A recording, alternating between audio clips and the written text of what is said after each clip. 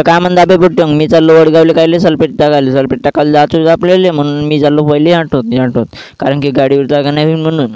मग चाललो ऑटोत आपलं वडगावले सल्फेट टाकायला.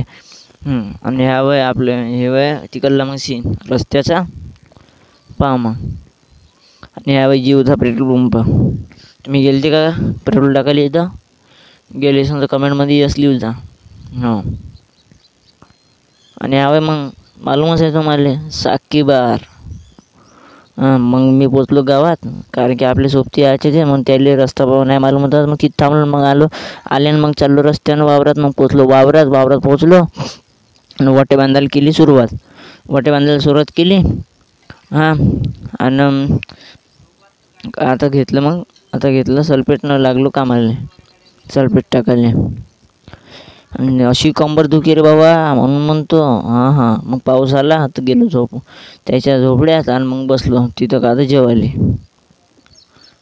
तिकडला का पाणी मोठं बापा. मग जेवायला बसलो आणि झालं जेवण. मग अमन का आता मोबाईल हिचकायला बसला. अमन बस भाऊ म्हणलं. मग आलो पाणी गेल्यावर पुन्हा सल्फेट टाकाले कारण की वावरले मोठं होतं.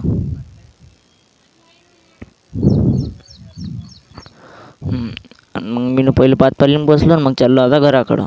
भेटू मग पुढच्या ब्लॉगमध्ये. आवडला ब्लॉग